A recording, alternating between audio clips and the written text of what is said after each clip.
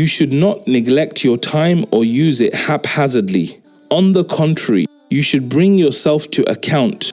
Structure your tasks and other practices during each day and night, and assign to each period a fixed and specific function. This is how to bring out the spiritual blessing in each period.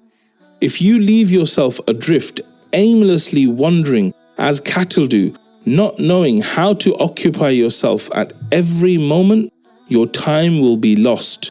It is nothing other than your life, and your life is the capital you make use of to reach perpetual felicity in the proximity of Allah the Exalted. Each of your breaths is a priceless jewel, since each of them is irreplaceable and once gone can never be retrieved. Do not be like those deceived fools who are joyous when each day their wealth increases while their life shortens. What good is an increase in wealth when life grows ever shorter? Therefore, be joyous only for an increase in knowledge or in good works, for they are your two companions who will accompany you in your grave when your family, wealth, children, and friends stay behind.